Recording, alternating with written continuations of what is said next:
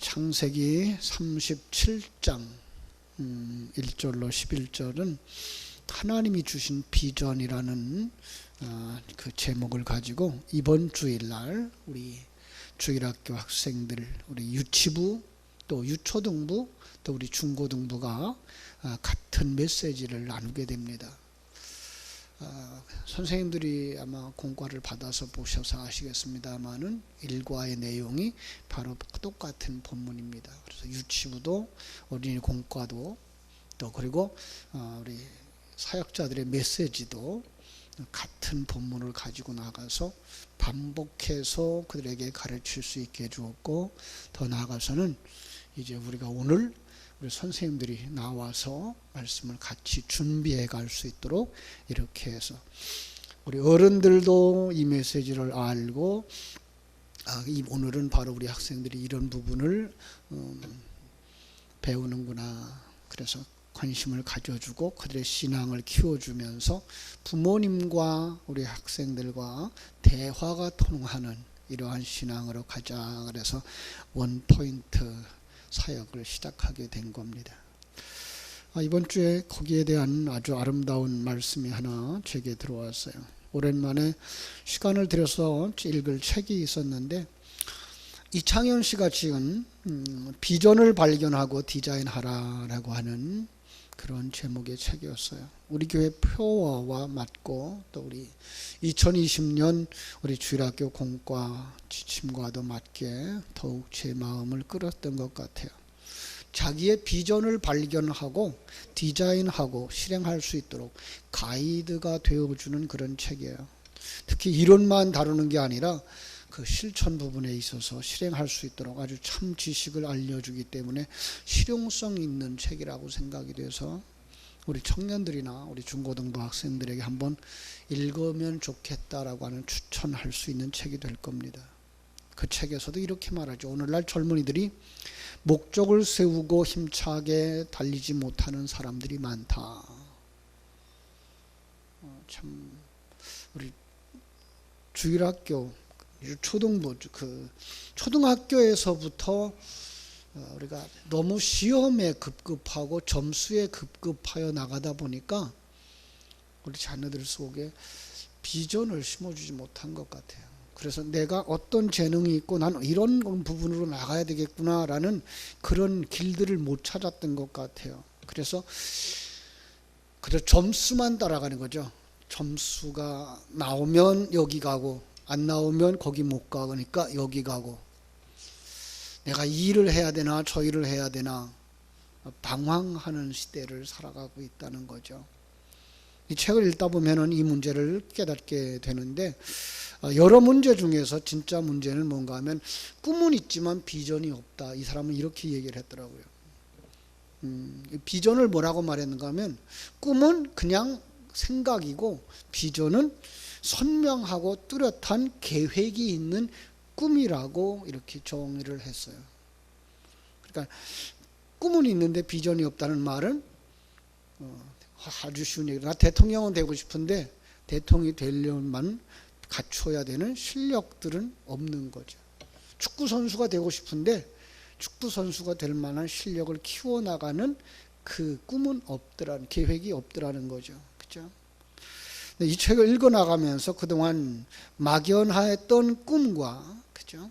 계획이 있고 실천해 나가는 비전으로 바꿔가는 작업이 필요한 것을 깨달아 알게 됐어요. 그러면서 많은 사람들이 또 우리 어린아이들이 여러 가지 꿈을 가지고 있지만 그렇게 꿈이 많아서는 하나도 이루지 못한다. 그죠?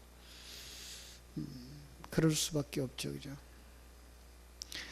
모든 꿈을 이루고 싶지만 그것은 바람일 뿐 우리에게는 시간도 부족하고 재능도 부족하고 그리고 체력도 한정되어져 있기 때문에 그것을 다 이룰 수는 없다. 그걸 그냥 욕심이라고 말할 뿐이다 라는 얘기를 해요. 책을 읽으면서 감탄할 수 있는 부분들이 참 많이 나오는데, 지은이는 남들이 보지 못하는 다양한 부분을 보는 능력, 아주 뛰어난 사람이었던 것 같아요. 여러분들도 시간이 되시면 한 번쯤 찾아서 읽어보시면 좋겠습니다. 성경 속에 오늘도 우리는 이렇게 비전을 가진 사람을 우리가 찾았습니다. 요셉이라고 하는 사람이죠.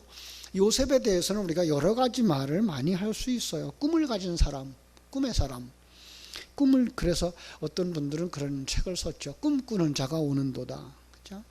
채색 옷을 입은 요셉, 총리가 되기까지의 과정, 이런 내용들이 많죠. 그러면서 많은 사람들은 그게 바로 실현성이 있는, 우리가 꿈꾸고 이루어가는 우리의 현실과 어떻게 매치가 될 수 있는 내용이냐라는 생각을 가지는 분들이 많더라고요. 주일학교 공과에서는 이런 한 사람의 예를 들어줘요. 미국의 미시간주의 그 성요셉 고아원에 토머스 모르간이라고 하는 이제 이름을 가진 소년이 있었습니다. 원생들은 아주 자주 다투는데 이 토마스 때문에 고아원을 관리하는 선생님들 골머리를 앓았다고 그래요. 너무나 말썽꾸러기여서. 그런데요, 여러분, 말썽꾸러기들은 왜 말썽꾸러기가 되는지 압니까? 때로는 탁월하기 때문에 말썽꾸러기가 되는 거예요. 그 수준에서는 자기는 있고 싶지가 않은 거죠. 더 튀고 싶고 더 뛰어나고 싶고. 그런데 사람들이 그걸 이해하지 못하고 사람들은 선생님의 수준에다가 그들을 가두려고 하니까 가두지 못하는 거죠. 놓쳐버리는 거죠. 그래서 과거에도 우리가 압니다마는 문제 아들이었던 애들이 나아가서 아주 인류에 큰 그 기여를 하는 과학자들이 되어지는 경우들 우리가 왕왕 보지 않았습니까? 그런데 여기 선생님 한 사람이 이 아이에게 관심을 가져줍니다. 베라다라고 하는 선생님이 문제아이인 토마스에게 관심을 가져줘요. 그러면서 항상 그를 만나면 따뜻하게 하나님은 너를 사랑하신단다. 큰 꿈과 비전을 가져라 라고 이렇게 이야기를 해줬어요. 그럼에도 불구하고 이 아이는 선생님이 그러든지 말든지 그냥 변화되지도 않았고 결국은 고아원에서 쫓겨나게 되고 말았어요. 고아가 고아원에서 쫓겨나면 어떻게 될까요? 오갈 데 없는 거죠, 정말. 오갈 데 없는. 그런데 그 오갈 데 없는 그 상황 속에서 조금씩 선생님의 그 메시지가 생각나기 시작하는 거예요. 선생님의 그 이야기를 계속 반복해서 생각하는 거예요. 그리고 그때부터 좀 바른 삶을 살겠다, 건강한 삶을 살겠다라고 마음 먹고 피자 가게에 들어가 취업을 해서 일을 합니다. 그런데 토머스가 일을 할 때마다 선생님이 심어준 그 말씀이 생각나는 거예요. 큰 꿈과 비전. 큰 꿈과 비전. 그 후에 토머스는요, 자신의 꿈을 실현하기 위해서 피자 가게를 설립을 합니다. 그 회사가 바로 미국의 피자 회사 중에 가장 큰 도미노 피자라는 피자 회사입니다. 그는 피자 사업을 벌이면서 수입을 많이 벌었어요. 돈을 많이 벌었어요. 그래서 미국 프로야구의 그 명문 구단인 디트로이트라고 하는 구단을 인수해서 운영을 하고, 그러니까 거기 피자 회사에서 이득이 나오죠. 또 그 야구 구단을 운영하면서 돈이 나오죠. 그걸 가지고 청소년들을 양성해요. 장학금들을 지급하고 자신의 비전을 실천하고 있다고 그는 믿는 거예요. 여러분, 이 토머스 모너건이 이 베라다 선생님에게 비전을 받았던 것처럼 이 시대에 우리 자라나는 우리 새싹들이 우리 선생님 누군가의 영향을 받아서 자신의 삶을 바꿀 만한 비전을 받을 수 있다는 사실을 우리는 기억했으면 합니다.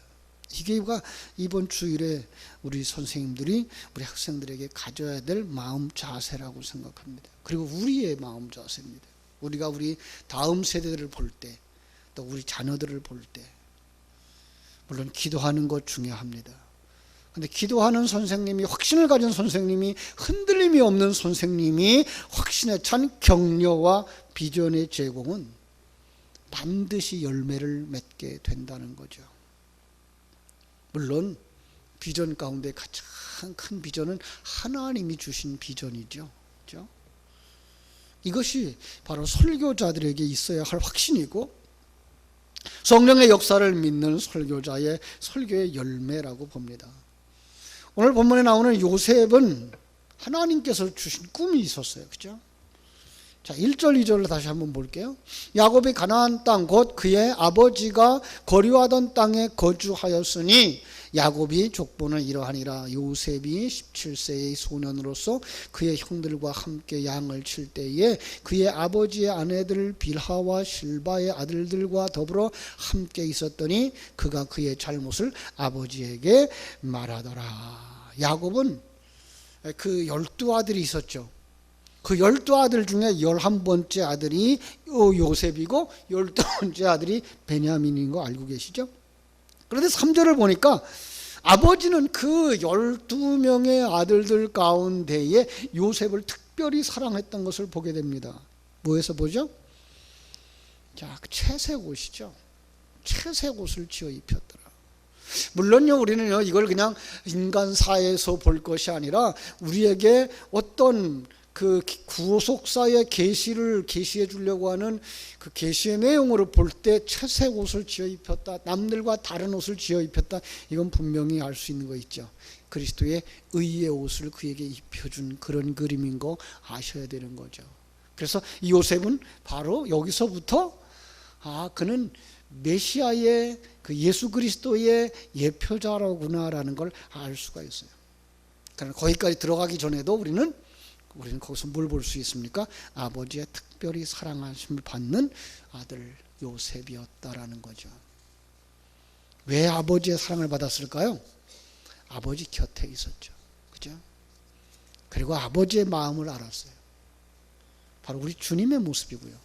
여러분, 특별히 우리가 요셉에 대하여서 더 깊이 생각할 것은요, 구약 성경에 나오는 믿음의 조상들의 이름을 부르면서 하나님을 얘기할 때 아브라함의 하나님, 이삭의 하나님, 야곱의 하나님 이렇게 말하지만 요셉의 하나님이라는 말은 안 하죠. 바로 그 아브라함과 이삭과 야곱에게 주신 그 약속을 성취시켜주는 성취자 예수 그리스도의 그 예표로 등장하기 때문에 그래요.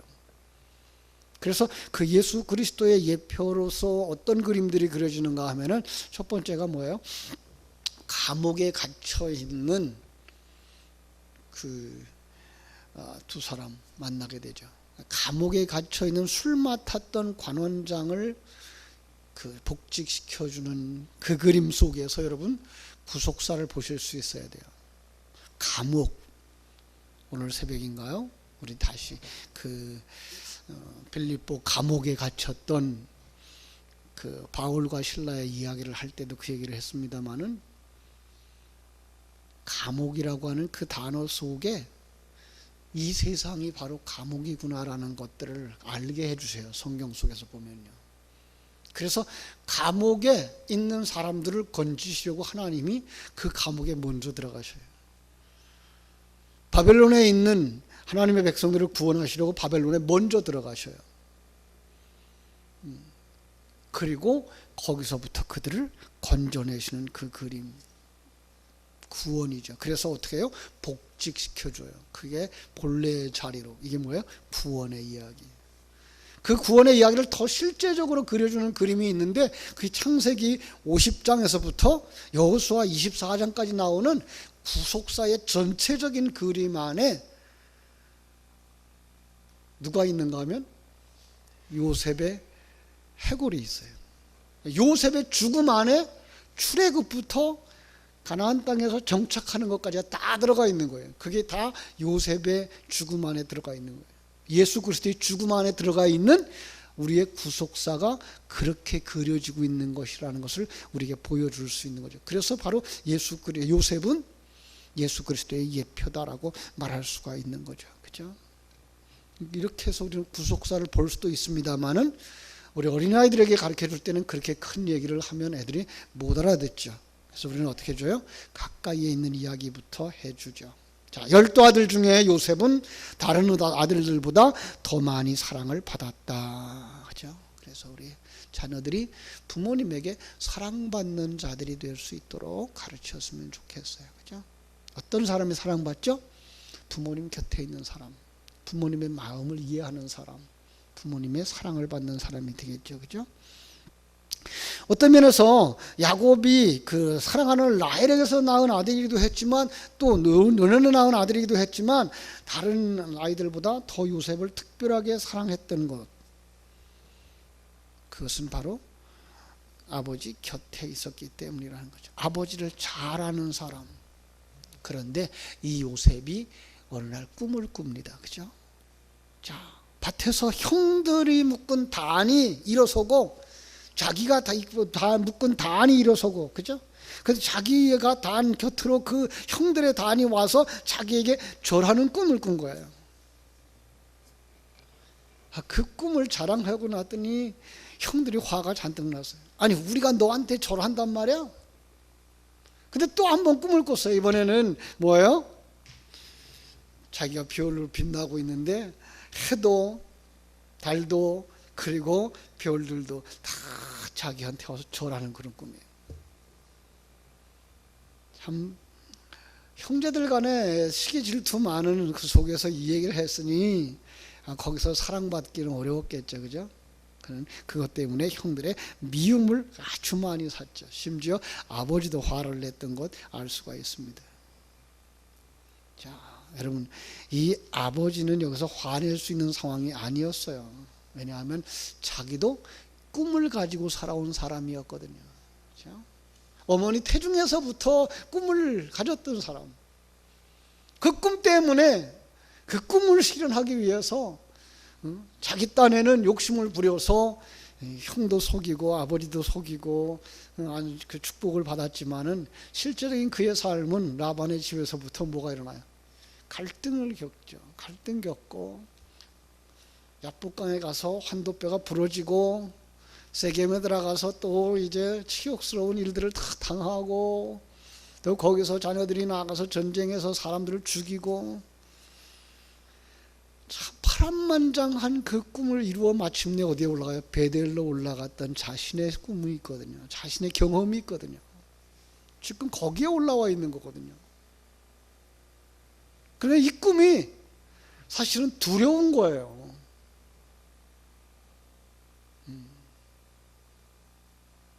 자기처럼 그렇게 고생할까 봐. 그런데 그 길을 하나님이 인도하고 계신 거죠. 그렇죠? 자, 여러분, 이걸로 말미암아 형들에게부터 더 많은 조롱과 더 많은 미움을 받게 되는데, 여기서 우리는 하나님의 꿈을 가진 사람들이 세상에서는 시기와 조롱을 받을 수도 있구나라는 걸 알 수가 있는 거예요.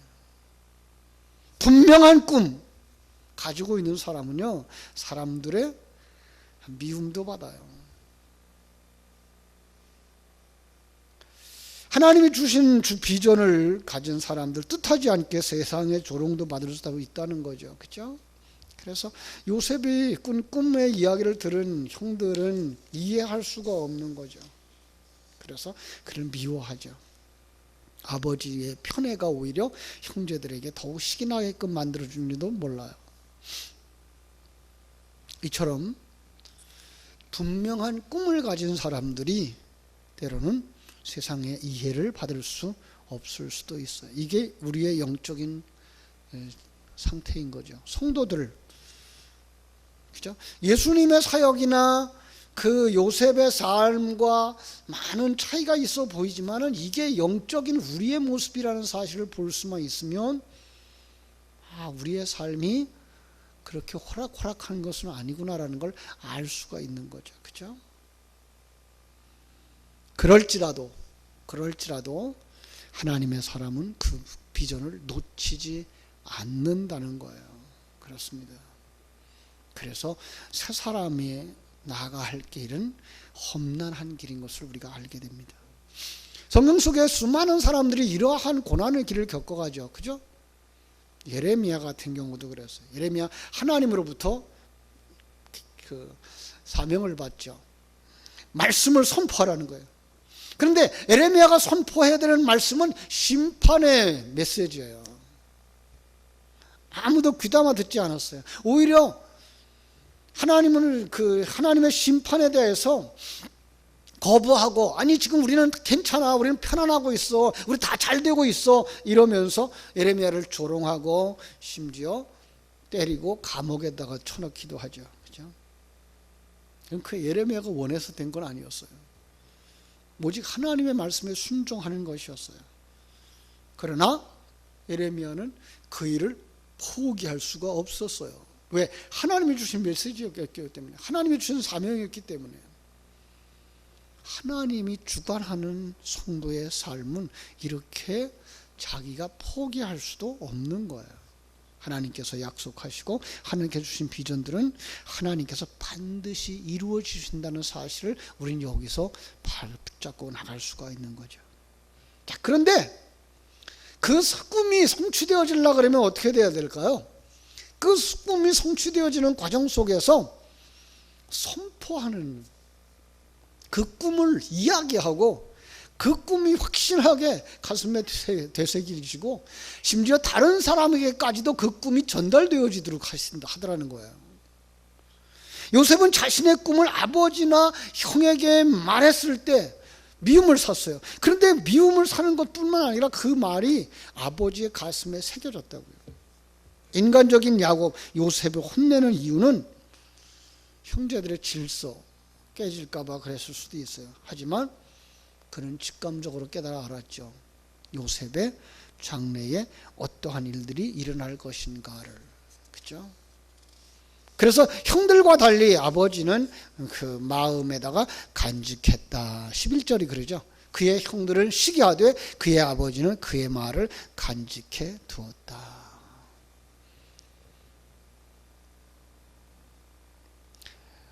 여러분, 사명을 감당하는 그 일에는 장애물이 수없이 많아요. 그 바로 전주일날 우리 주일학생들한테 얘기를 해줬어요.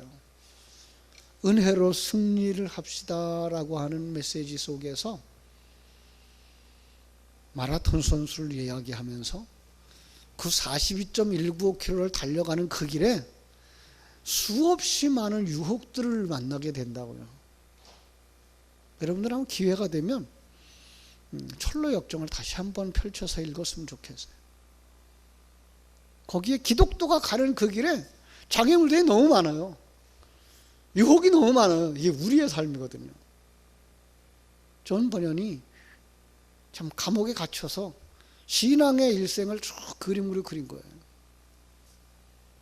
우리와 똑같이 우리가 살아가는 삶의 현장은 너무나 함정들이 많아요. 그런데 그 길을 하나님이 주신 그 꿈, 하나님이 주신 그 비전이 없으면 달려갈 수가 없는 거죠. 근데 그 꿈을 붙잡은 사람은 그 난관을 극복하고 목적지까지 달려가더라는 거예요. 바울 사도가 그런 사람이었잖아요. 그죠? 하나님이 이방인의 선교사로 그를 세워주셨어요. 그런데 그가 이방인의 선교사의 역할이 쉬웠던가요? 그렇게 호락호락하지 않았어요. 죽음을 수없이 많이 극복해야 했고요. 돌에 맞아 죽을 수 있었고요. 태장에 맞았고요. 40에 하나 감한매, 그거는요 40대를 때리면 죽을까봐 죽음에 차지 않도록까지 때리는 옥에 수없이 많이 갇혔고요. 그 일로 말미암아 하나님은 복음을 온 천하에 전파되도 하셨죠. 그런데 그렇게까지 그들이 나갈 수 있었던 그 힘이 뭐예요? 그 사명의 이야기, 그 참 하나님 주신 꿈을 말한다는 거예요. 선포했다는 거예요. 그 말할 때에 그 꿈은 자기의 가슴 속에 새겨지는 거죠. 다른 사람에게 들려줘서 다른 사람들이 응원해주는 그 증인들이 되어지는 거죠. 그래서 그는 그 길을 계속해서 갈 수밖에 없는 사람들이 되어지는 거죠. 그렇습니다. 사랑하는 여러분, 우리는 지금 마지막 시대에 살아가고 있다 그럽니다. 그죠? 이 마지막 시대에 여러분들이 많이 들었잖아요. 우리 청년들의 뭐 3포 시대다, 5포 시대다, 다 포기하고 살아간다. 희망도 가질 수 없고, 꿈도 이룰 수 없고, 새로운 비전도 품을 수 없는 이 시대다라고 말하는데 이게 마지막 시대죠. 그러나 성도들은, 하나님의 사람들은 이 마지막 시대에 뭘 가진 사람들이에요? 꿈을 가진 사람들이에요. 누가 계시기야? 하나님이 계시기 때문에. 예, 이것이 달라요. 이제 어두움이 깊어갈수록 빛은 더 밝게 빛나게 되어 있는 거예요. 바로 우리 자녀들은 그 어두움 속에서 빛난 자녀들로 살아갈 수 있도록 우리가 도와줘야 되고, 물론 하나님이 인도하시겠죠. 그러나 우리가 그 일을 감당해야 되는 거죠. 메시지로 그들에게 심어줘야 되고, 그들 스스로도 되새김질 함으로써 그 꿈이 자기들의 꿈이 되도록 도와줘야 되는 것입니다. 그래서 우리 학생들에게 정말 꿈을 가진 사람들로 키워갔으면 좋겠어요. 자, 오늘 말씀 정리해 보겠습니다. 하나님이 주신 꿈이 있어요. 각 사람마다 은사와 각 사람마다 주신 하나님의 재능이 있어요. 5달란트, 2달란트, 1달란트 받은 것처럼, 10문화, 5문화, 1문화를 받은 것처럼 모두가 다 자기 은사를 가지고 있다고요. 그것들이 드러날 때 때로는 허황돼 보일 수 있고, 세상 사람들이 이해하지 못할 수 있고, 오히려 조롱할 수도 있어요. 그러나 그 꿈을 가슴에 되새김질할 때, 그죠? 그리고 그것을 펼쳐놓을 때 하나님께서 그로 하여금 그 꿈을 이루도록 도우시는 힘을 주시는 줄로 믿습니다. 여러분 모두와 우리 주일학교 학생들이 다 이 꿈을 가지고 나아가는 믿음의 사람들이 되어지기를 주님의 이름으로 축원합니다. 기도하겠습니다. 하나님 우리 아버지, 크신 은혜와 사랑을 감사하고